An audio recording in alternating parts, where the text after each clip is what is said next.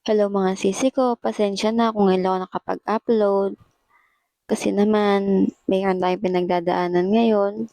Meron akong personal problem na sana akin na lang at sa family ko na lang.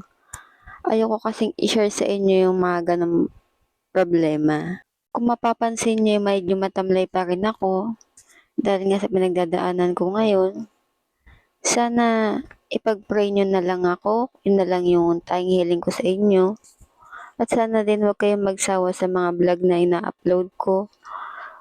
Kung minsan di ako makapag-upload dahil nga sa problema pinagdadaanan ko ngayon.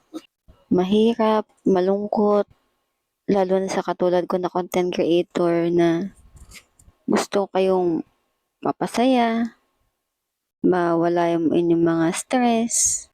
Gustuin ko mang mag-vlog pero hindi kaya ng katawan ko, ng utak ko. Kaya sana pagpasensyahan niyo ko kung hindi ako nakakapag-upload na madalas. Pero wag kayong mag-alala pag okay na ako. Dahil gusto ko, kung ano may nasimulan ko, pagpapatuloy ko para makamit ko yung gusto ko sa mga anak ko. Para sa future nila. Pasensya na kayo kung pangit yung pagbo-voice over ko ngayon at putol-putol. Dahil nga to sa nagpa-blackout pa yung utak ko. Medyo mahaba-haba pa nga tong vlog ko, pero wala na akong maisip na sabihin sa inyo, wala na akong makwento. Kaya naman lalagyan ko na nga lang to ng sound sa huli, kasi hindi ko na nga alam kung ano pang sasabihin ko sa inyo.